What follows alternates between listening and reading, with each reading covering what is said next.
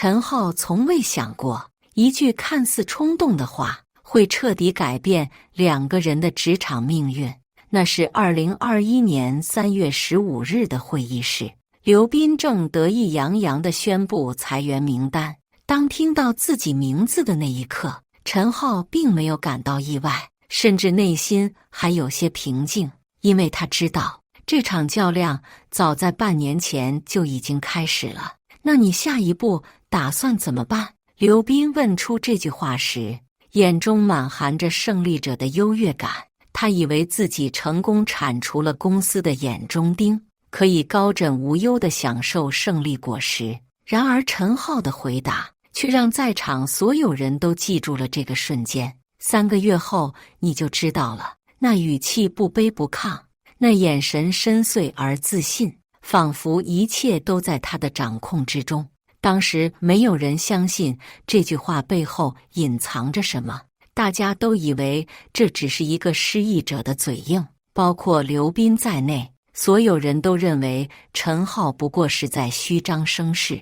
但命运总是在最意想不到的时候给人惊喜。3个月后，当刘斌坐在那家餐厅里，看着陈浩当着他的面拨通一个又一个客户的电话时，那些熟悉的声音，那些决绝的话语，那65%营收的数字，这怎么可能？这个被他亲手赶走的人，怎么会拥有如此可怕的能量？大家好，开始今天的分享之前，希望你能给人间烟火点个订阅，我将会分享更多优质的内容。2021年3月15日，星期五，会议室里弥漫着一种说不出的紧张气氛。刘斌坐在主位上，面前摊着一份文件，表情严肃得像是在宣布什么重大决定。根据公司最新的战略调整，我们需要对组织架构进行优化。刘斌清了清嗓子，目光扫过在座的每一个人。以下几位同事，公司决定与你们解除劳动合同。陈浩坐在第3排，手里转着笔，表情平静。他已经预感到了什么，但还是想听听刘斌会怎么说。陈浩名字响起的那一刻，会议室里一片安静。几个同事偷偷看向陈浩，眼神里有同情，也有庆幸。陈浩停下了转笔的动作，抬起头。凭什么？什么？刘斌皱了皱眉。我说，凭什么裁我？陈浩站了起来，声音不大，但每个字都很清楚。去年我的业绩排第1，客户满意度也是最高的。你告诉我，凭什么？刘斌脸色有些难看。陈浩，公司的决定不需要你来质疑，这是战略调整，你的岗位不再需要。哦，不再需要。陈浩笑了，那种笑让人觉得有些冷。那我问你，谁来接手我的客户？这你不用担心，公司会有合适的安排。合适的安排。陈浩的声音提高了一点。刘总，你知道张总他们跟我合作多久了吗？你知道上个月李总的项目是怎么谈下来的吗？陈浩，刘斌拍了一下桌子，公司的决定已经做出了，你别在这里闹事。陈浩看着刘斌，慢慢坐了下来。我没闹事，我只是想知道答案。你想知道什么答案？我想知道。陈浩盯着刘斌的眼睛，你下一步打算怎么收拾这个烂摊子？刘斌被问得一愣，随即恢复了那种居高临下的表情。这就不用你操心了，倒是你，下一步打算怎么办？会议室里所有人都在看陈浩，大家都想知道，这个在公司混了5年，一直被认为是业务骨干的男人，会怎么回答这个问题？陈浩慢慢站起来，整理了一下衣服，然后看着刘斌，嘴角上扬。3个月后你就知道了。说完，他拿起桌上的水杯，转身走出了会议室。身后传来刘斌的声音：陈浩，记得今天下午把工作交接清楚。陈浩头也不回：放心，我会的。走出会议室的那一刻，陈浩感觉整个世界都安静了下来。走廊里的同事们看他的眼神都很复杂，有的是同情，有的是好奇，还有的是幸灾乐祸。浩哥，小王追了出来，你没事吧？陈浩拍了拍小王的肩膀，没事，早有预料。那你真的有下一步打算？当然有。陈浩看着小王，记住我刚才那句话，3个月后你就知道了。其实陈浩说的早有预料并不是空话，半年前他就感觉到了公司内部的微妙变化。刘斌这个新来的副总裁明显对他这种老臣不太感冒，几次会议上刘斌都有意无意地针对他，提出一些莫名其妙的质疑。更重要的是，陈浩发现了刘斌的一些小动作。那是去年9月的一个晚上，陈浩加班回来取忘记的文件，在财务部遇到了老马。老马是财务部的老员工，跟陈浩关系一直不错。这么晚还不走？陈浩问。别提了，刘总又报了一笔出差费用，数字对不上，我得重新核实。老马叹了口气，这都第几次了？什么意思？老马看了看四周，压低声音，你别说出去啊。刘总这几个月的报销单有问题，有些差旅费明显虚高，还有一些根本没出差却报了住宿费。陈浩心里一动，数额大吗？单笔不大，但加起来也有几万了。老马摇摇头，我也不敢多说什么，毕竟人家是领导。从那时起，陈浩就开始留意刘斌的行为，果然类似的情况还有不少。虚报差旅费、私用公款、购买个人物品，甚至把家人的消费也报到公司账上。但陈浩没有立即举报，而是选择了观察和收集证据。他知道，在公司斗争中，有时候时机比正义更重要。除了发现刘斌的问题，陈浩还做了另一件事，维护客户关系。张总是他最重要的客户之一。2年前，张总的公司遇到了资金链问题，眼看就要破产。当时陈浩刚好认识一个做过桥资金的朋友，连夜帮张总联系，最终救了张总的公司。陈总，这个恩情我记一辈子。张总当时红着眼眶说，以后有什么需要，你一句话。李总是另一个重要客户。去年，李总的传统制造企业想要数字化转型，但不知道从哪里入手。陈浩花了3个月时间，帮李总制定了详细的转型方案，还引荐了靠谱的技术供应商。最终，李总的公司业绩翻了1倍。陈总，你不仅是我的合作伙伴，更是我的老师。李总经常这样说。还有王总，3年的合作让他们建立了深厚的友谊。王总是个直性子，多次在公开场合说，我只认陈浩，换了别人我可不放心。这些客户关系是陈浩在公司最大的底气。半年前，通过猎头朋友苏林，陈浩了解到星辰科技正在拓展企业服务板块，急需有客户资源的总监。当时苏林就问过他有没有跳槽的意向，暂时没有，但可以了解一下。陈浩当时是这样回答的。现在看来，这个了解很有必要。更巧合的是，陈浩几个重要客户的合同都在近期到期，张总、李总、王总的合同都是3年期，正好在这个时间点需要续签。有时候我觉得老天爷都在帮我。陈浩后来回忆起这些巧合时这样说。下午收拾东西的时候，小王和李姐都过来帮忙。浩哥，你真的早有准备？李姐压低声音问。当然。陈浩看着他，你们呢？有没有想过换个环境？小王和李姐对视了一眼，他们都是陈浩一手带出来的，对陈浩的能力和人品都很认可。如果有机会的话，小王犹豫着说，会有机会的。陈浩拍了拍他们的肩膀，记住，3个月后你们就知道了。周一，陈浩接到了苏林的电话，听说你被裁了。苏林的声音听起来有些意外。是的，周五刚宣布的。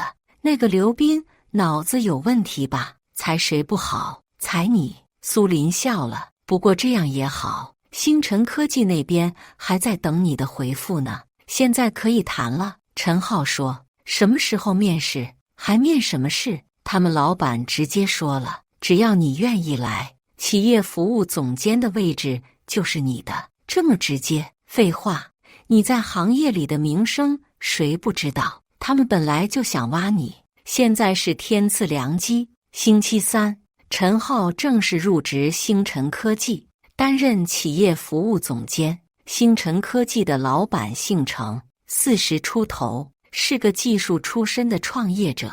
公司这2年发展很快，正想在企业服务这块发力。陈总，欢迎加入星辰科技。程总握着陈浩的手，你来了，我们这块业务就有底了。程总客气了，我会尽力的。不用客气，你有什么需要尽管提，团队、资源、预算都可以谈。陈浩很快就适应了新环境。星辰科技虽然规模不如原来的公司，但氛围更好，也更有活力。1个月后，小王主动找到陈浩，浩哥，我想跳槽了。想好了。刘斌接手你的客户后，搞得一团糟，张总他们都很不满意，问我你去哪了？那你就来吧，正好我这边需要人。又过了1周，李姐也来了。浩哥，我实在受不了了，刘斌根本不懂业务，还要指手画脚。李姐看起来很憋屈。昨天王总直接发火了，说以后不跟我们合作了。来吧，我们重新开始。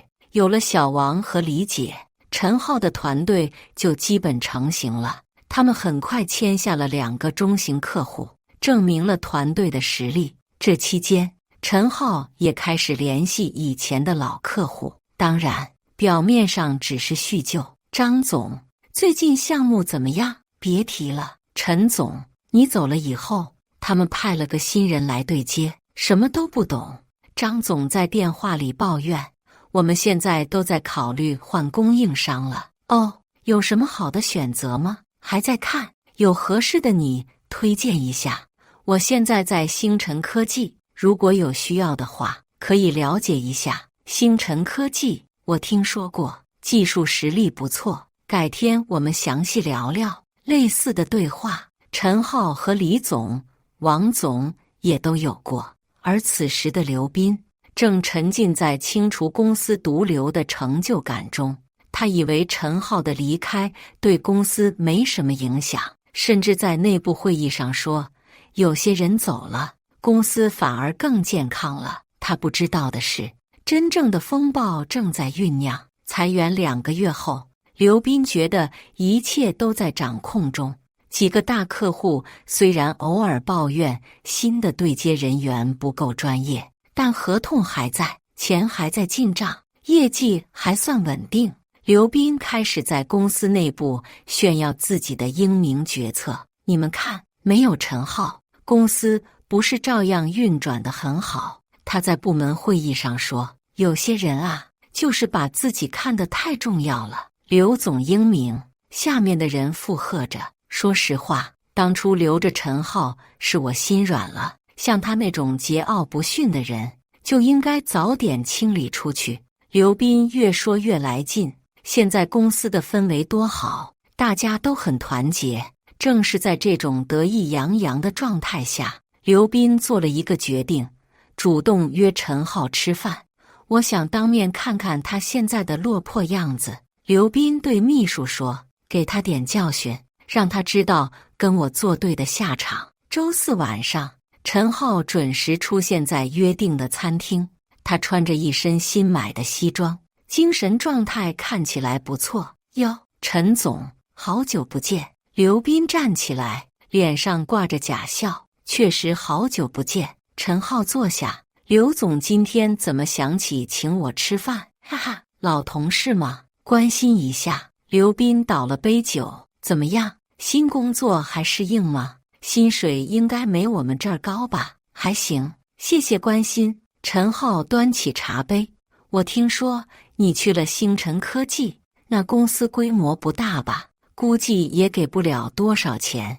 刘斌继续试探，要我说，你当初应该听我的话，好好配合公司的工作，也不至于到这个地步，是吗？陈浩放下茶杯，那刘总觉得我现在是什么地步？哈哈，还能是什么地步？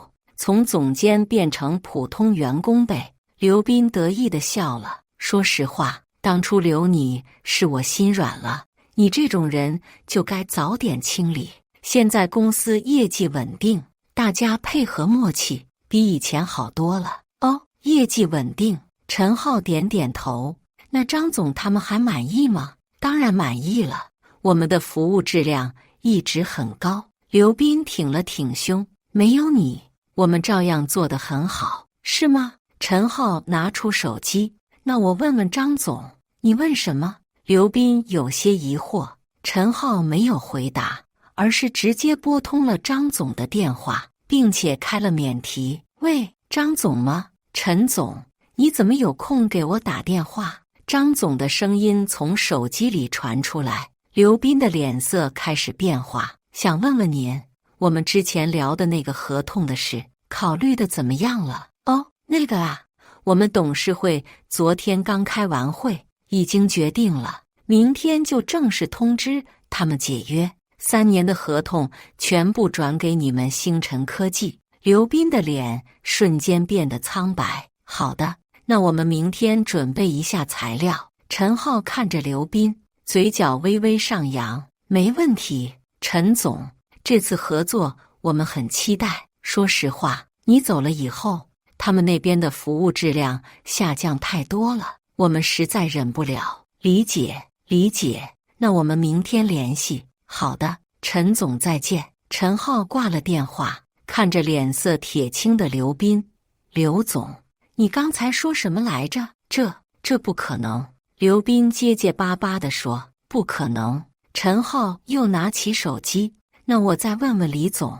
等等，刘斌想阻止，但已经来不及了。李总吗？我是陈浩。陈总，我正想给你打电话呢。李总的声音听起来很兴奋。合同的事我们已经决定了，下周一就正式跟他们解约。然后跟你们星辰科技签新合同。太好了，那我们准备一下方案。应该的。说实话，陈总，你不在的这2个月，他们的服务真的不行，我们的数字化项目差点停摆，要不是我们自己的技术团队顶着，损失就大了。辛苦您了。不辛苦，跟陈总合作才是我们的荣幸。挂了电话，陈浩看着刘斌，李总的评价如何？刘斌已经说不出话来。还有王总，要不要也问问？陈浩继续拨号。王总，我是陈浩。陈总，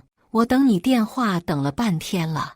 王总的声音中带着怒气。跟你说个事，我今天下午已经正式通知你们原来那个公司了，合同到期不续签了。以后我们只跟星辰科技合作，只跟你陈总合作。王总别生气，有什么问题吗？别提了，那个什么刘总根本不懂业务，还要指手画脚。上次我提的技术要求，他居然说不合理，说我们要求太高。我当时就火了，我跟陈总合作3年了，什么时候提过不合理的要求？理解，理解。所以我直接决定了，以后只跟你合作。陈总，你在哪里，我们就跟哪里合作。挂了电话，餐厅里一片安静。刘斌坐在那里，脸色从苍白变成了青紫，手在微微颤抖。刘总，陈浩慢慢站起来，现在知道我的话什么意思了吧？这不可能，你们怎么能这样？刘斌的声音开始颤抖。这是恶意竞争，恶意竞争。陈浩笑了。刘总，你搞清楚，这些客户的合同都到期了，他们有选择服务商的自由，而且你刚才不是说服务质量很高，客户很满意吗？你这是报复，报复！陈浩摇摇头，不，这叫市场选择，客户用脚投票，证明了谁更有价值。刘斌想要反驳，但张总、李总、王总的话历历在目，他知道自己已经败了。正当他以为这场羞辱已经结束的时候，陈浩拿起外套，仿佛想起了什么，回过头来，然后陈浩说了一句话，这句话让刘斌的脸瞬间变得如死灰一般，整个人仿佛被抽空了灵魂。对了，忘了告诉你一件事，陈浩拿起外套，这3个客户占你们公司总营收的65%，祝你好运，刘总。说完，陈浩转身离开，留下刘斌一个人坐在那里。第二天一早，3大客户集体解约的消息就传遍了整个公司，办公室里到处都是窃窃私语的声音。听说了吗？张总他们都要解约了，真的假的？那可是我们最大的客户啊！我听财务部的人说，这3个客户占我们营收的65%，那不是要完蛋了？都怪刘总，当初为什么要裁陈浩？刘斌从昨晚开始就没睡好觉，一大早就被公司创始人老李叫到了办公室。刘斌，这是怎么回事？老李拍着桌子，3个最重要的客户一夜之间都要解约。老李，这不能怪我。刘斌试图解释，不能怪你，那怪谁？老李的声音提高了8度，我让你优化组织架构，不是让你把公司最好的员工赶走。陈浩那个人桀骜不驯，不利于团队管理。团队管理？老李冷笑，现在团队都快没了，你还管理什么？老李，我们可以想办法挽回。挽回？你告诉我怎么挽回？张总在电话里说得很清楚，他们只认陈浩，换了谁都不行。老李在办公室里来回踱步，我创业10年，好不容易建立起来的客户关系，就这样被你毁了。老李，冷静一点，我们还有其他客户。其他客户？老李拿起一份报表，其他客户加起来都没有这3个重要。你知道这意味着什么吗？我们今年的业绩目标完全泡汤了。刘斌知道事情严重了，但他不甘心就这样认输。下午，他召集了法务部和市场部的人开会。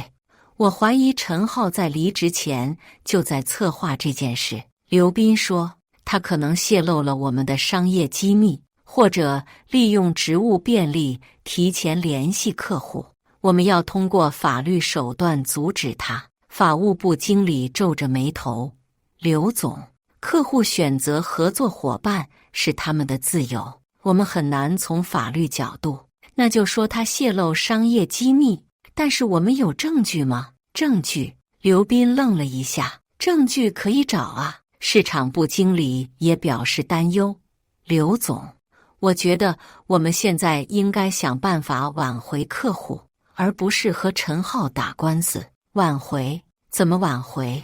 刘斌有些歇斯底里，他们明显是串通好了要整我们。就在这时，刘斌的秘书敲门进来，刘总，有记者想采访您，关于客户流失的事。记者？刘斌脸色更难看了。谁联系的记者？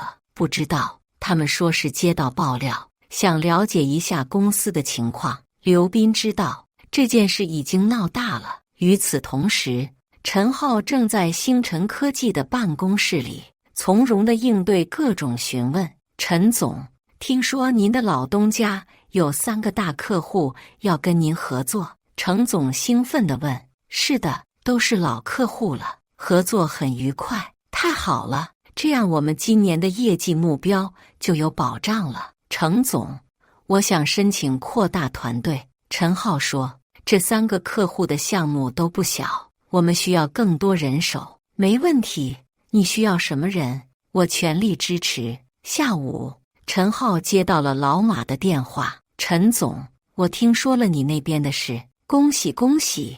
老马的声音听起来很兴奋。“谢谢老马，不过我也要告诉你一件事，刘总今天在公司里说要告你，说你泄露商业机密，是吗？”陈浩笑了。“那你觉得我泄露了什么机密？”“这我当然知道没有，不过陈总，你之前让我注意的那些财务异常，我这里有更详细的资料了。”“哦，刘总这半年来的虚假报销，我都有完整的记录，如果你需要的话，发我邮箱吧，说不定有用。”晚上，陈浩接受了一家行业媒体的采访。“陈总，有人说您这次的客户转移是恶意竞争，您怎么看？”记者问。“我觉得这是对市场经济的误解。”陈浩回答得很平静。“客户有选择服务商的自由，这是最基本的商业逻辑。如果说客户选择更好的服务是恶意竞争，那什么是良性竞争呢？但是您毕竟是从原公司离职的，正因为如此，我更要证明自己的价值。”陈浩说，“这些客户选择跟我合作，不是因为什么私人关系，而是因为他们相信我能提供更好的服务。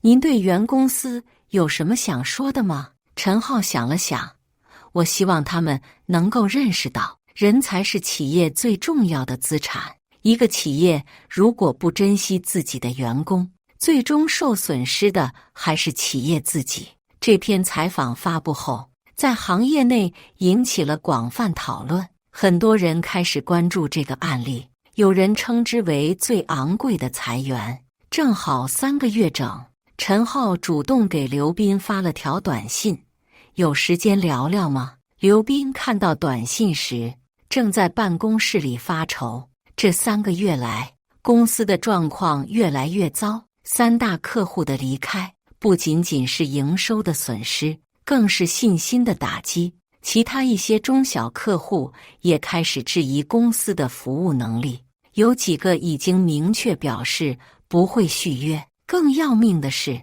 陈浩带走的不仅仅是客户，还有团队。小王、李姐的离职让业务部门人心涣散，其他几个业务员也在蠢蠢欲动，有2个已经明确提出了离职申请。老李已经不止一次暗示，如果业绩继续下滑，就要考虑人事调整了。刘斌知道自己已经到了悬崖边上，他回复了陈浩：“好，你说地点。”这次见面的地点是一家安静的咖啡厅。陈浩先到了，选了个靠窗的位置。刘斌进来的时候，看起来憔悴了很多，眼神也没有了往日的锐利。“坐吧。”陈浩指了指对面的椅子。刘斌坐下，沉默了一会儿才开口：“3个月了。”“是的，3个月了。”陈浩点点头。“现在知道了吗？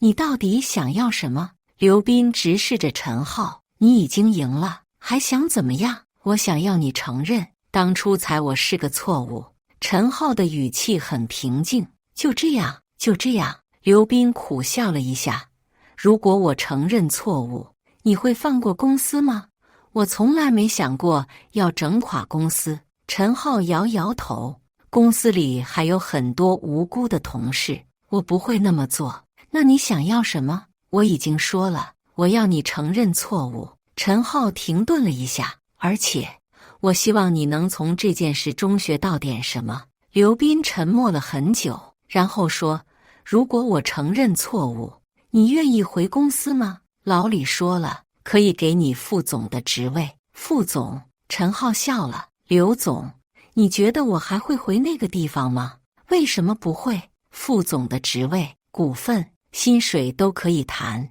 你真的不明白吗？”陈浩打断了他：“这不是钱的问题，也不是职位的问题，那是什么问题？是信任的问题。”陈浩看着刘斌，一个连自己员工都不信任的公司，一个可以随意裁掉业绩最好员工的公司，你觉得我还会相信吗？刘斌被问得哑口无言。而且陈浩继续说：“我现在在星辰科技发展得很好，为什么要回去？那你到底想要什么？刘斌有些急躁了。陈浩从包里拿出一个文件夹，放在桌上。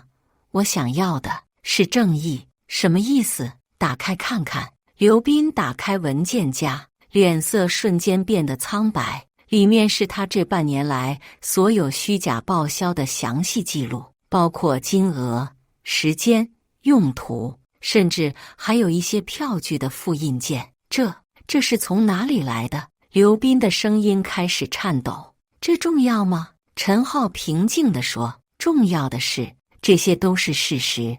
你想怎么样？我给你2个选择。陈浩竖起2根手指。第一，你主动向老李承认错误，辞职并归还挪用的资金。第二，我把这些材料交给老李和相关部门。刘斌看着桌上的文件，手在微微颤抖。他知道这些证据一旦曝光，自己不仅会失去工作，还可能面临法律追责。你给我点时间考虑。刘斌说。当然。陈浩站起来，不过不要太久，我的耐心是有限的。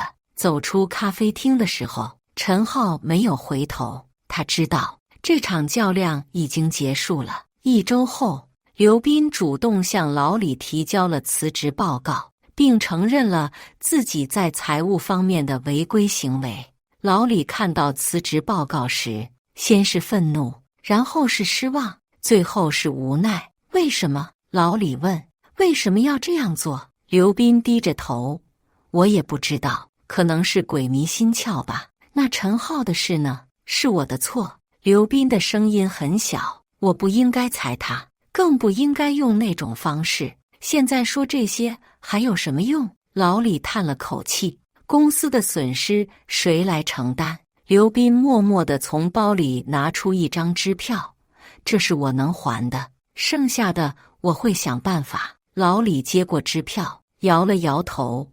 刘斌，你让我很失望。对不起，老李。刘斌离开公司的那天，很少有人为他送行，大家都知道了他的所作所为，没有人同情他。与此同时，陈浩在星辰科技的发展越来越好，3大客户的加入，让公司的企业服务部门迅速壮大。